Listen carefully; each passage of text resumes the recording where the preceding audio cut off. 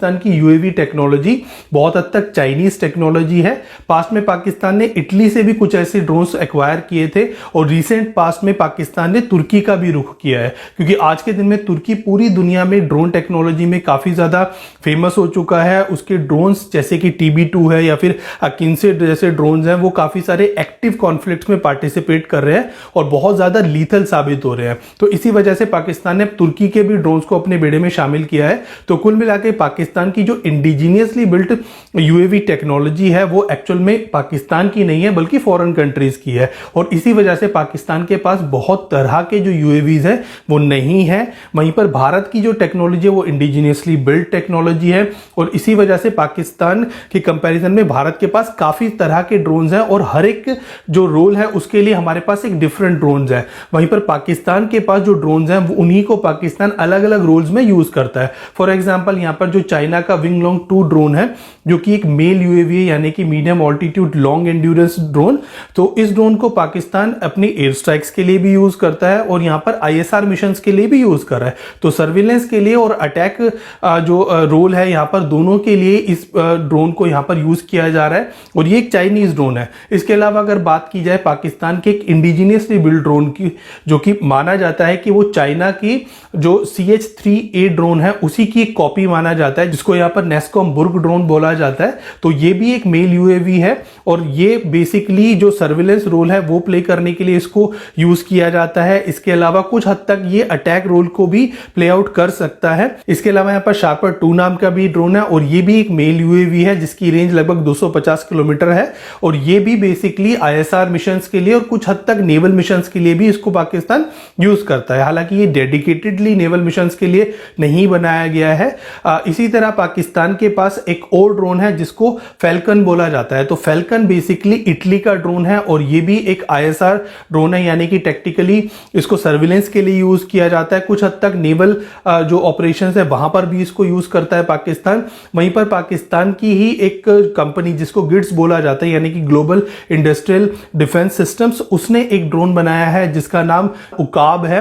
तो उकाब भी इसी तरह का एक ड्रोन है। तो पाकिस्तान ने ज्यादातर जो ड्रोन बनाया वो मेल कैटेगरी के ड्रोन है, और ज्यादातर जो ड्रोन यहां पर पाकिस्तान ने यूज किए हैं आज तक वो बेसिकली सर्विलेंस के लिए पाकिस्तान यूज करता है। अटैकिंग रोल के लिए पाकिस्तान के पास विंग लॉन्गमैन जैसा ही एक ड्रोन है। वहीं पर रिसेंटली जो पाकिस्तान ने अकिंसे और जो TB2 ड्रोन लिए हैं, तो अकिंसे एक high altitude long endurance drone है, और माना जाता है कि अकिंसे को पाकिस्तान ने भारत के MQ-9B प्रीडेटर, जो कि अभी भारत ने अमेरिका से परचेज किया है, उसके कंपैरिजन में लिया है। और कुछ हद तक ये ड्रोन MQ-9B प्रीडेटर को कंपेयर भी करता है, बट फिर भी उतनी लेवल की जो कैपेबिलिटीज हैं वो इस ड्रोन के पास नहीं है।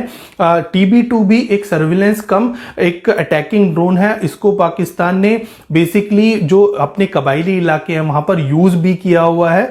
तो पाकिस्तान के पास जो तुर्की के ये 2 ड्रोन है जो कि लेटेस्ट ड्रोन है, और ये दोनों भी जो है एक मेल और एक हेल कैटेगरी के ड्रोन है, और ये दोनों टेक्नोलॉजी भी पाकिस्तान ने तुर्की से एक्वायर की है। तो कुल मिलाकर के पाकिस्तान के पास आज जितने भी यूएवीज हैं या तो वो फॉरेन ओरिजिन के हैं, या जो टेक्नोलॉजी भी है जहां पर वो अपने इंडिजीनियस लेवल पे कुछ ड्रोन्स बना रहा है। सालों में एक नई चीज यहां पर ऐड ऑन हुई है, एक नया आयाम, एक नया डायमेंशन ऐड ऑन हुआ है, और वो है ड्रोन पावर। यानी कि जो ड्रोन्स हैं, जो कि बहुत तरह के ड्रोन्स आज के दिन में बनने शुरू हो चुके हैं, और ड्रोन्स के रोल्स बहुत ज़्यादा वाइड यहाँ पर होते जा रहे हैं। यहाँ पर ड्रोन्स एयरफोर्स के एयरक्राफ्ट का भी काम कर रहा है, यहाँ पर ड्रोन वाटर के अंदर भी काम कर रहे हैं, यहाँ पर लॉजिस्टिक का भी काम करते हैं, और आने वाले दिनों में इन्फेंट्री का रोल भी कहीं ना कहीं ड्रोन यहाँ पर फुलफिल करने वाले हैं। और ड्रोन्स किसी भी करंट वॉर के अंदर बहुत ज़्यादा इम्पैक्ट छोड़ सकते हैं। ये आज की जो कंडीशंस हैं यूक्रेन में या फिर अजरबैजान में हमने देखा, तो वहाँ पर ड्रोन्स ने ये प्रूव किया है कि वो जो युद्ध का पूरा पलड़ा है वो पूरी तरह पलट सकते हैं। छोटे छोटे देश अपनी ड्रोन्स पावर यहाँ पर बढ़ा रहे हैं, और आज नहीं तो कल जो एयरक्राफ्ट्स हैं उनके अंदर जो पायलट का रोल है वो यहाँ पर कम होने ही वाला है। जो फ्यूचर में जितनी भी वॉर्स होंगी उनमें ड्रोन बहुत बड़ा और बहुत वाइड रोल यहाँ पर प्ले करने वाला है, और इसी वजह से जो हमारी भारतीय सेना है और इवन पाकिस्तानी सेना भी अपनी ड्रोन पावर को लगातार बढ़ा रही है। तो आज के सेशन में हम हम इसी ड्रोन पावर के बारे में बात करेंगे, देखेंगे कि पाकिस्तान भारत के कंपैरिजन में ड्रोन पावर में कहां खड़ा हुआ है, दोनों देशों की ड्रोन्स को लेके जो अप्रोच है उसको हम डिस्कस करेंगे, और भारत में जो इस समय ड्रोन रिवॉल्यूशन हो रहा है, क्योंकि भारत की बहुत सारी कंपनीज इस समय ड्रोन्स मैन्युफैक्चरिंग के काम में इंडल्ज हैं, और इसकी एक झलक हमने एरो इंडिया में भी देखी। तो यही सब चीजें हम अपने आज के सेशन में डिस्कस करने जा रहे हैं। तो शुरू करते हैं हम अपना आज का सेशन। तो दोस्तों सबसे पहले बात कर लेते हैं भारत के बारे में। तो भारत अपनी ड्रोन पावर को लगातार बढ़ा रहा है और भारत कई तरह के ड्रोन यूज करता है। तो अगर ब्रॉडली देखा जाए तो यहाँ 4 तरह की कैटेगरी के ड्रोन यूज किए जाते हैं, जिसमें सबसे पहला नाम आता है सर्विलेंस एंड रिकॉन्सेंस ड्रोन। तो ज्यादातर जो सर्विलेंस एंड रिकॉन्सेंस ड्रोन है वो मेल कैटेगरी के ड्रोन होते हैं, यानी कि medium altitude long endurance drone. तो यहाँ पे सबसे पहले जो भारतीय सेना ने ड्रोन यहाँ पर यूज करना शुरू किया था वो इजराइल का हेरॉन मार्क 2 था, जिसकी 1000 किलोमीटर से ज्यादा की रेंज है, और ये intelligence, surveillance and reconnaissance missions के अंदर यूज होता है। ये जो ड्रोन है ये भारतीय सेना का बहुत ज्यादा एक रिलायबल ड्रोन है। इसी तरह इजराइल का ही एक हार्पी नाम का ड्रोन भी है, पर ये एक लॉइटरिंग म्यूनिशन भी है।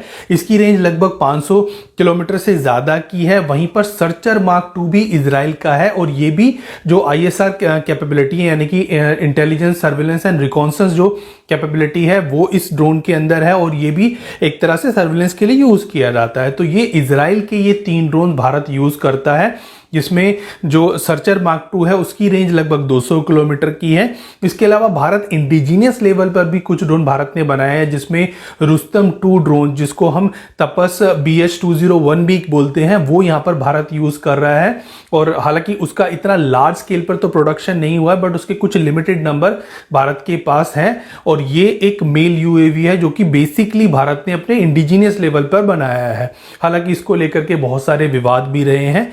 इसके अलावा यहाँ पर पंछी नाम का भी एक मेल UAV है, जो कि एक रुस्तम का ही वेरिएंट माना जाता है, और रुस्तम 2 यानी कि तपस BH और जो पंछी दोनों की ही जो रेंज है वो 1000 किलोमीटर की है, और ये दोनों ही सर्विलेंस के लिए यूज किए जाते हैं। इसके बाद सेकंड तरह की कैटेगरी के जो ड्रोन आते हैं वो है अटैक ड्रोन्स। तो यहाँ पर स्टेल्थ कैपेबिलिटी वाले ड्रोन्स भी हैं और नॉन स्टेल्थी ड्रोन्स भी हैं। तो इस कैटेगरी में सबसे पहला नाम आता है अमेरिकी ड्रोन, यानी कि MQ-9B प्रेडेटर का, जो कि एक हेल UAV है, यानी कि high altitude long endurance drone.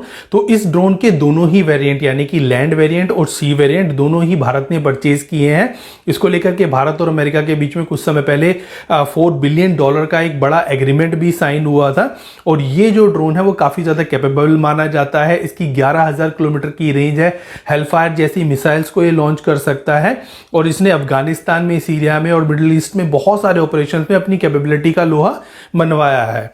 इसके अलावा यहाँ पर इजराइल का ही एक ड्रोन, जिसकी 1000 किलोमीटर से ज्यादा की रेंज है, जिसको हारूब बोला जाता है। तो ये इजराइल का एक तरह का कामिकाजे ड्रोन है, और इसकी रेंज लगभग 1000 किलोमीटर से ज्यादा की है। इसके अलावा यहाँ पर आर्चर NG, जो कि भारत का ही बनाया हुआ एक ड्रोन है, वो भी यहाँ पर आता है। इसकी रेंज भी लगभग 1000 किलोमीटर से ज्यादा की है, और इसको लेकर के हालांकि अभी अस्सलाम वालेकुम दोस्तों, पाकिस्तान ने त्यारा बनाने में या फिर 5th जनरेशन टेक्नोलॉजी में भारत को बहुत पीछे छोड़ दिया था। आपको पता है पाकिस्तान J-17 थंडर ब्लॉक 3 बनाकर दुनिया के सामने पेश कर चुका है, जो 4.5 जनरेशन का त्यारा है। 5th जनरेशन पाकिस्तान खरीद चुका है दोस्तों। 2026 तक पाकिस्तान के पास 40 के करीब J-35 भी आ जाएंगे। अब ड्रोन टेक्नोलॉजी के बारे में सुन लीजिए। पाकिस्तान ने ऐलान कर दिया है कि 2035 तक पाकिस्तान के पास 1000 5th जनरेशन स्टेल्थ ड्रोन मौजूद होंगे। दोस्तों बनाने की बात तो छोड़िए, पाकिस्तान ने इतना बड़ा ऐलान किया है। दूसरी बात यह है कि अब पाकिस्तान को एक और बहुत बड़ी ऑफर आई है TB2 के बाद TB3 ड्रोन की। दुनिया में इस जैसा